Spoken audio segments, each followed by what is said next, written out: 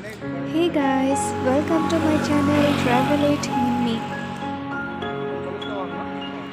আমি আজি শিৱসাগৰত থকা কাৰেংঘৰ ফুৰিবলৈ আহিছোঁ আৰু মোৰ লগতে আপোনালোকেও কাৰেংঘৰৰ দৃশ্য আৰু কাৰেংঘৰ চোৱাটো উপভোগ কৰিব পাৰিব। আহকচোন আমি কাৰেংঘৰৰ বৰদুৱাৰৰ মাজেদি সোমাই গৈ থাকোঁ। কেনেকুৱা লাগে কমেণ্টত জনাব আৰু মোৰ ভিডিঅ'টো কেনেকুৱা হৈছে চাই মোক আপোনালোকে কমেণ্টত জনাব। লাইক শ্বেয়াৰ এই সকলোখিনি কৰিব।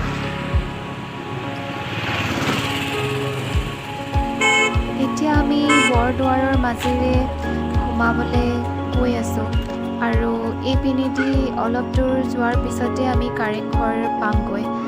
আমি ৰিক্সা বা গাড়ীত নগৈ খোজকাঢ়ি যোৱাটো ভাল পালোঁ।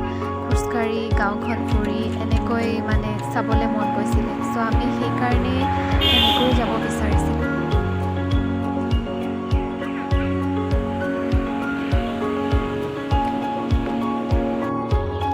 এনেকৈ এতিয়া আমি অলপ দূৰ খোজকাঢ়ি যোৱাৰ পিছত গাঁৱৰ মাজেৰে আমি কাৰেংঘৰটো পামগৈ। চ' গাঁৱৰ পৰিৱেশটো খুব ভাল লাগিছে, চ' আমি আহি আছোঁ লাহে লাহে। আমি এতিয়া কাৰেংঘৰটো পালোহি আৰু কাৰেংঘৰত টিকেট কৰিব গৈছে আমাৰ সোমাবৰ কাৰণে। আৰু এয়া কাৰেংঘৰৰ ওচৰৰ পাজৰ মানে পৰিৱেশটো খুবেই ভাল লাগিছে, খুবেই পৰিষ্কাৰ, খুবেই নিজান। বাহিৰৰ পৰা কাৰেংঘৰটো চাই খুব ভাল লাগিছে। কেতিয়া ভিতৰত প্ৰৱেশ কৰোঁ তেনেকুৱা যেন লাগিছে। চ' মোৰ ইমানেই মন গৈছে, মই ইফাল সিফাল মানে গৈ মানে যেনেকৈ নহ'লেও কাৰেংঘৰটো চাব বিচাৰি আছিলোঁ। চ' সেইকাৰণে আজি আহি পালোহি আৰু ভাল লাগিছে। পৰ্যটকৰ বহুত বেছি ভিৰ নাই যদিও দুই এজনমান পৰ্যটক দেখা পোৱা গৈছে। আৰু চ' গেটৰ বাহিৰৰ পৰাই মই এনেকৈ চাই আছোঁ কাৰেংঘৰটো। এতিয়া আমি ভিতৰলৈ প্ৰৱেশ কৰিম আৰু দূৰৰ পৰাতো খুব ভাল লাগিছে। কেতিয়া ভিতৰত সোমাওঁ। আমি ফাইনেলি আহিলোঁ কাৰেংঘৰৰ ভিতৰত আৰু অলপ মোৰ কেমেৰাটো হিলি গৈছে যিহেতু মই খোজকাঢ়ি আছোঁ আৰু নিজে আজি কেমেৰামেন, চ' সেইকাৰণে মই আপোনালোকৰ ফ্ৰণ্টত ওলাব পৰা নাই। চ' ফ্ৰেণ্ডছ, আই হোপ আপোনালোকে এনজয় কৰিছে। গৈ আছোঁ আমি এতিয়া আৰু কাৰেংঘৰৰ এণ্ট্ৰেঞ্চটো পাম আৰু ভিতৰত সোমাবৰ কাৰণে। বহুত ইচ্ছা আছিলে, বহুত টাইমৰ পৰা আহিবলৈ মন আছিলে। চ' ফাইনেলি এতিয়া আহিব পাৰিলোঁ জানিবা। ইমানেই ভাল লাগিছে ইয়াত আহি ফ্ৰেণ্ডছ, ইমানেই ভাল লাগিছে। অলপ সময়ৰ কাৰণে মই শৈশৱকাললৈ ঘূৰি যোৱা যেন লাগিলে। সৰুতে মা দেউতাৰ লগত ফুৰিবলৈ আহিলে যেনেকুৱা ফূৰ্তি এটা লাগে, ঠিক তেনেকুৱাই লাগিছে। ইয়াৰ প্ৰাকৃতিক দৃশ্যবোৰ খুবেই ভাল লাগিছে, খুব পৰিষ্কাৰ আৰু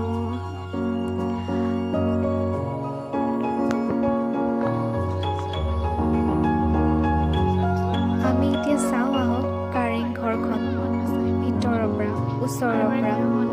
আহক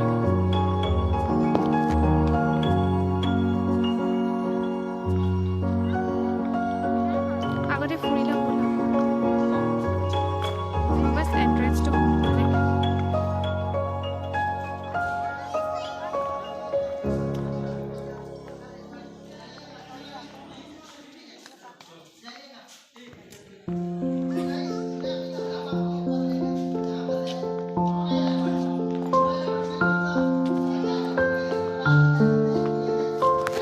চ' ফাইনেলি মই কাৰেংঘৰৰ ভিতৰলৈ সোমাই আহিলোঁ। ৱাও, কি ভাল লাগিছে, একদম ৰয়েল ফিলিংছ আহিছে।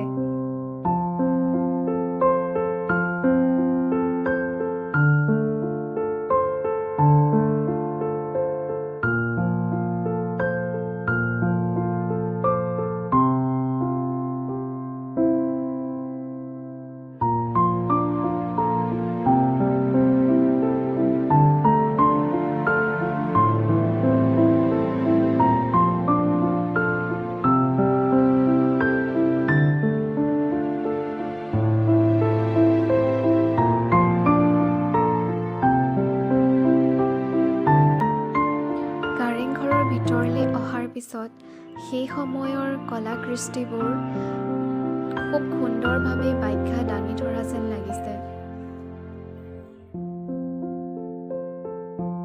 কাৰেংঘৰ সেই সময়ত আটক-ধুনীয়াকৈ সা-সুবিধাৰে সুসজ্জিতৰে ৰখা হৈছিল ৰাজ পৰিয়ালৰ বাবে। সেইবাবে ক'ব পাৰোঁ কাৰেংঘৰ পৰ্যটকসকলৰ অন্যতম এক আকৰ্ষণীয় স্থলী।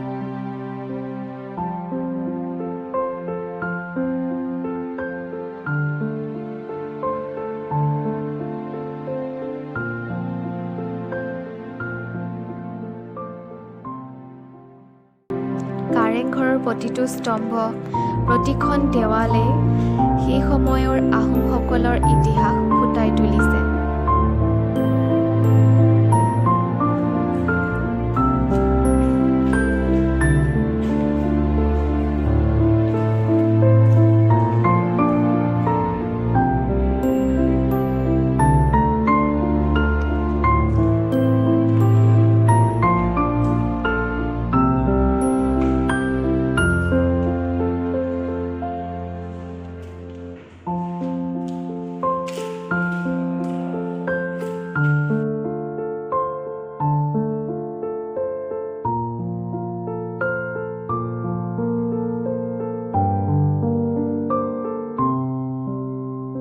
আমি কাৰেংঘৰ চাবলৈ অহাটো পিছবেলা হোৱাৰ বাবে ইয়াৰ কিছুমান ৰুমত পোহৰ বিশেষ এটা পোৱা নাই। সেইকাৰণে মই আপোনালোকক ভালকৈ দেখাই দিব পৰা নাই। কিন্তু মই যিহেতু ওচৰৰ পৰা চাইছোঁ তো মোৰ খুব ভাল লাগিছে ইয়াৰ ভিতৰবোৰ, ইয়াৰ কলাকৃতিবোৰ, স্তম্ভত থকা কলাকৃতিবোৰ, এইখিনি মোৰ খুবেই ভাল লাগিছে।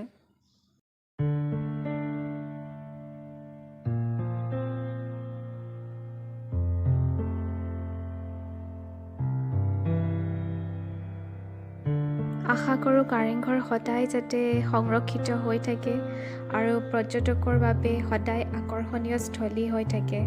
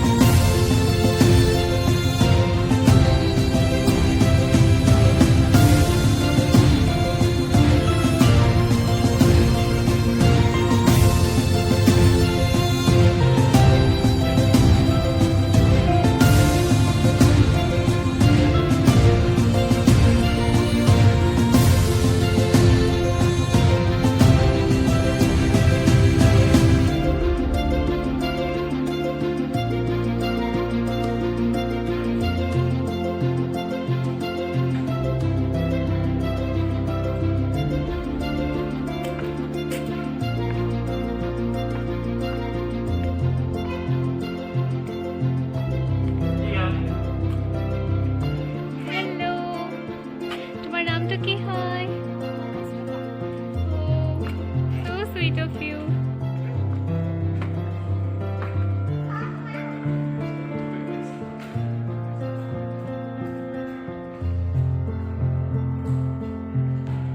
Hey friends, ইয়াৰ মাজতে মই কেইবাজন ইউটিউবাৰকো লগ পালোঁ 2-এজনমান পৰ্যটকৰ সৈতে কথাও পাতিলোঁ চ' বহুত ভাল লাগিলে আৰু এতিয়া ফাইনেলি আমাৰ কাৰেংঘৰ চাই শেষ হৈছে মই শেষত এটাই ক'ব বিচাৰোঁ আই হোপ আপোনালোকে ভিডিঅ'টো এনজয় কৰিছে আশা কৰোঁ আপোনালোকে লাইক কমেণ্ট আৰু শ্বেয়াৰ কৰিব আৰু কমেণ্টৰ যোগেৰে জনাব কেনেকুৱা লাগিলে